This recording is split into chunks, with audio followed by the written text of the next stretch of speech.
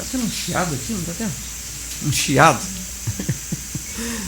Meus amados, essa noite eu queria falar um pouquinho exatamente do que está acontecendo e irá acontecer nos últimos dias. O cantor Roberto Carlos, ele fez uma música chamada Apocalipse, que um trecho desta música diz o seguinte: muitos não querem ver, mentes em eclipse, mas tudo está escrito no Apocalipse. Olho os jornais e estremeço, todo final tem seu começo. Taças amargas derramadas, profecias confirmadas, alertam que é o fim da estrada. Tempo de dor, de falta de amor. Será que nós já chegamos nesse tempo em que o compositor enxergou? E ele cita a palavra de Deus, ele cita o Apocalipse, as revelações do Senhor Deus, as revelações do Senhor Jesus Cristo ao seu servo João lá na ilha de Patmos. E ele frisa muito bem quando ele fala o seguinte: olha os jornais e estremeço, todo final tem seu começo. Nós ficamos quase que apavorados quando abrimos os nossos jornais ou vemos na televisão ou na internet as notícias, catástrofes, pestes, pandemia, e a gente se volta para a Bíblia e vê que tudo isso já estava previsto. Mas além disso tudo que irá acontecer e que já está acontecendo, além das pestes, catástrofes, também tem essa questão da falta de amor. Tem a questão individual, a questão pessoal, tem a questão da enganação. E o apóstolo Pedro, aquele que era pescador, que foi chamado pelo próprio Senhor Jesus Cristo, e foi seu discípulo, e caminhou com o Senhor Jesus durante 3 anos, ele escreve essa carta, para mim e para você, tantos e tantos anos depois. Palavra de Deus, lá na segunda carta de Pedro, no capítulo 2, versículos 1 ao 9, diz o seguinte: no passado surgiram falsos profetas no meio do povo, como também surgirão entre vocês falsos mestres. Estes introduzirão secretamente heresias destruidoras, chegando a negar o soberano que os resgatou, trazendo sobre si mesmo repentina destruição. Muitos seguirão os caminhos vergonhosos desses homens, e por causa deles será difamado o caminho da verdade. Em sua cobiça, tais mestres os explorarão com histórias que inventaram. Há muito tempo a sua condenação paira sobre eles e a sua destruição não tarda. Pois Deus não poupou os anjos que pecaram, mas os lançou no inferno, prendendo-os em abismos tenebrosos a fim de serem reservados para o juízo. Ele não poupou o mundo antigo quando trouxe o dilúvio sobre aquele povo ímpio, mas preservou Noé, pregador da justiça, e mais 7 pessoas. Também condenou a cidade de Sodoma e Gomorra, reduzindo-as a cinzas, tornando-as exemplos do que acontecerá aos ímpios. Mas livrou Ló, homem justo, que se afligia com procedimento libertino que não tinham princípios morais, dos que não tinham princípios morais. Pois, vivendo entre eles, todos os dias aquele justo se atormentava em sua alma justa por causa das maldades que via e ouvia. Vemos, portanto, que o Senhor sabe livrar os piedosos da provação e manter em castigo os ímpios para o dia do juízo. Meus amados, o apóstolo Pedro, ele lança mão daquilo que já havia acontecido, para mostrar que isso vai se repetir, e já está se repetindo. Ele nos alerta da vida pecaminosa que alguns de nós têm vivido. Ele nos alerta da necessidade do arrependimento e de entregar nossas vidas ao Senhor Jesus Cristo, o autor e consumador da nossa fé, o único meio que nós temos de ter a vida eterna, de quando saímos desse mundo aqui, não termos o sofrimento eterno, mas a felicidade eterna ao lado do Senhor Deus. E eu queria falar algumas coisas sobre esse texto aqui que o apóstolo Pedro fala. Em primeiro lugar, ele fala que haverão dias, existirão dias que gente vai dizer que é, mas na verdade não é. E o que nós vemos nos dias atuais é exatamente isso. Muita gente falando que é, mas não é. Muita gente chamando para si muitas coisas que eles mesmos não são. Muita gente enganando a outros, porque a palavra de Deus diz que vai ter gente seguindo essas pessoas. Alguns líderes estão chamando pessoas para o engano. A palavra de Deus diz muito claramente nesse capítulo 2 da segunda carta de Pedro, que vai ter gente dizendo que é isso, que é aquilo, mas não é.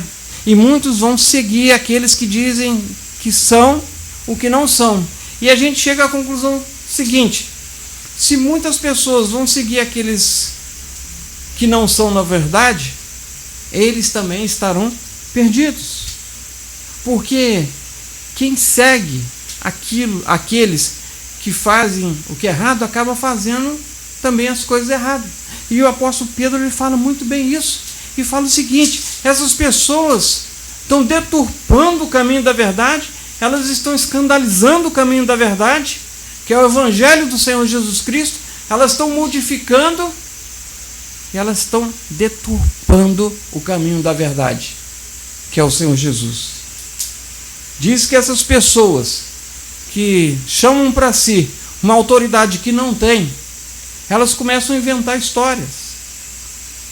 Já vi casos de testemunhos fabricados, porque a pessoa ficou com uma certa inveja, não sei se é esse o termo que eu posso usar, mas quando via os outros darem testemunhos, ela fabrica um testemunho para que outras pessoas também olhem para ele de uma maneira especial, porque nós estamos vivendo o fim dos tempos. Popularmente, é o caô, sabe? Aquele papo de cerca Lourenço. As pessoas estão tentando, até para ganhar dinheiro, chamar muitos. E você deve estar se perguntando: e quem é você para achar que você não é um deles? Eu tento não ser um deles. E eu acho que você também tem que tentar. E a melhor maneira que a gente tem para não cair nessas armadilhas religiosas é olhar, ler e estudar e tentar entender a palavra de Deus, a Bíblia, a revelação de Deus para mim e para você. Não importa o que fulano, beltrano dizem, o que importa é o que Deus fala através da sua palavra. Porque o apóstolo Pedro ele cita isso aqui. Ele toma um exemplo de coisas que aconteceram no passado, narrados na palavra de Deus, na Bíblia. E se você tem uma Bíblia em casa ou no celular, leia. Você vai ver que a justiça de Deus se fez presente em pelo menos esses 3 momentos aqui que Pedro citou. Primeiro, ele fala que a justiça de Deus não poupou os anjos. Aqueles anjos que se rebelaram contra o Senhor Deus, eles foram presos. Foram presos. Deus não perdoou, sabe? Porque anjo tem que fazer a vontade de Deus. E no que eles se rebelaram, Deus não quis mais que eles ficassem soltos. Mas o apóstolo Pedro ele fala uma segunda coisa. Ele fala que na época do dilúvio, aqueles que não entraram na arca pereceram. Se nós lermos a história do dilúvio, como ela se deu, como é que ela aconteceu, nós vamos ver que Deus começa a falar ao povo através do seu servo Noé, que existia a salvação através da arca. Mas a maioria não quis. E todos aqueles que não entraram na arca pereceram. Mas o apóstolo Pedro também cita Sodoma e Gomorra. Você já deve ter pelo menos ouvido falar nessas cidades. Cidades caracterizadas pelo pecado em extremo. Na vida de libertinagem. E diz o texto aqui que lá em Sodoma e Gomorra não foram encontrados 10 justos sequer para Deus não destruir aquela cidade. Não tinham 10 pessoas tementes a Deus naquela cidade. E a gente observa esses 3 exemplos. Os anjos que não foram poupados, aquelas pessoas que não entraram na arca, e aqueles habitantes de Sodoma e Gomorra que foram destruídos juntamente com a cidade. São exemplos daquilo que irá acontecer antes da vinda, antes da volta do nosso Senhor e Salvador Jesus Cristo voltar. É o que vai acontecer espiritualmente com a alma de cada um. É o que vai acontecer com a vida espiritual de cada um. Não existe essa, quando Jesus voltar ou quando eu morrer tudo vai acabar e termina. Não, não termina. Nós temos 2 realidades após a morte. Uma com Deus e a outra sem Deus. Interessante que esse texto nos fala que aqueles que não se arrependeram ou que não vão se arrepender e aqueles que não vão entregar sua vida ao Senhor Jesus Cristo vão ter o mesmo destino do que os habitantes de Sodoma e Gomorra, o mesmo destino daquelas pessoas que não entraram na época de Noé. Isso é a justiça de Deus, mas a justiça de Deus e o amor de Deus também salvaram alguns. E a gente observa aqui que Noé foi salvo juntamente com a sua família. Glória a Deus, a família de Noé foi salva, mas a família de Noé não foi salva por causa de Noé.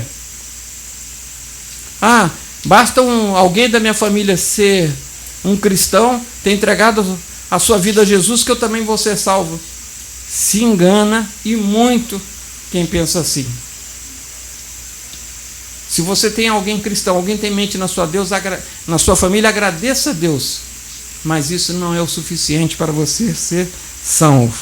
Noé foi salvo juntamente com a sua família, porque não somente Noé, mas cada um da sua família ali, eles acreditaram e obedeceram a Deus. Será que eu tenho obedecido a Deus? Será que você tem obedecido a Deus? Será que nós temos acreditado em Deus? Mas um segundo exemplo, que ele fala de Ló. Primeiro, ele fala de Noé. Quando todos pereceram, Noé e sua família foram salvos. Agora, ele cita Sodoma e Gomorra, quando todos foram destruídos juntamente com a cidade, menos Ló e suas filhas. Por quê? Eles foram salvos da destruição daquela cidade, porque o próprio texto diz o seguinte: porque ele se afligia com um procedimento libertino. É interessante a gente ouvir isso na palavra de Deus, não um procedimento libertino com que a gente assiste na televisão, com que a gente é bombardeado através da internet, com que grande parte da opinião pública fala. Só que diz que ele foi salvo, porque ele se afligia com o procedimento libertino dos que não tinham princípios morais. Pois vivendo entre eles todos os dias aquele justo se atormentava em sua alma justa por causa da maldade que via e ouvia. E quanta maldade a gente tem visto, quanta maldade a gente tem ouvido. A grande questão é se a nossa alma também tem se afligido com tudo isso, ou a gente apenas concorda, ou a gente apenas deixa para lá. Aqueles que deixaram para lá ficaram de fora da arca da salvação na época do Noé. Aqueles que deixaram para lá foram destruídos em Sodoma e Gomorra. E eu e você? Meus amados, eu quero terminar aqui dizendo que apesar de Sodoma e Gomorra terem sido destruídos, apesar de toda a população ter sido destruída na época do dilúvio, menos a família de Noé, juntamente com ele, a justiça e o amor de Deus sabem fazer diferença. Deus sabe como Ló vivia, Deus sabia como Noé vivia, Deus sabia o que aqueles anjos que se rebelaram fizeram, e Deus sabe o que eu e você fazemos e sabe como eu e você vivemos. A notícia é urgente, não é brincadeira, não é para ficar enchendo o templo, nem encher de pessoas, né, que sejam simpáticas a nós. Nós estamos aqui para pregar a verdade. A pessoa que morre sem Jesus Cristo, ela tem um castigo eterno. É bíblico. E o único jeito de nós escaparmos desse castigo é nos arrependendo e entregando a nossa vida ao Senhor Jesus. Deus sabe, como sabia da vida de Noé, de Ló e daqueles anjos. Deus sabe sobre a minha vida, sobre a sua vida. Deus sabe separar o que é correto daquilo que é errado. Deus sabe separar o justo do injusto. Ele sabe separar quem é filho dele e quem não é. Porque todos nós somos criaturas. Mas filho é aquele que herdou esse direito. Herdou esse direito de ser chamado filho de Deus através da morte e ressurreição do Senhor Jesus Cristo. E o texto termina, esse texto lá no versículo 9, como nós lemos, ele termina dizendo que Deus sabe recompensar. Ele deu livramento para aqueles que acreditaram e obedeceram. Mas ele deixou que aqueles que não aceitaram o seu convite andassem eternamente pelo caminho errado. Meus amados, Deus é muito justo. A justiça de Deus é tremenda. E é lógico, é uma coisa óbvia. Se a pessoa não quer andar com Ele aqui neste mundo enquanto está vivo, o meu Deus, o nosso Deus, Ele não vai te obrigar, ou não vai obrigar aqueles que não querem andar com Ele aqui. Ele não vai forçar ninguém a andar com Ele o restante, né? Ou passar com Ele a eternidade. Não, se nós temos esse direito, a gente também tem a consequência. Deus olha para nós e a gente chega à conclusão que se nós não queremos andar com Deus aqui, Ele também não vai nos forçar a andar com Ele na eternidade. Mas se nós andarmos com Ele aqui, a palavra de Deus diz que nós já temos a salvação eterna. Nós vamos cantar um hino que fala exatamente do meu estado, do estado daquele que andava sem Jesus Cristo. E um dia o Espírito Santo tocou o seu coração. Fala o seguinte: eu, perdido pecador, longe do meu Senhor, do meu Jesus, já me achava sem vigor a perecer sem luz. Meu estado Cristo viu, dando-me sua mão, e salvar-me conseguiu da perdição. É esse o seu caso? Cante conosco.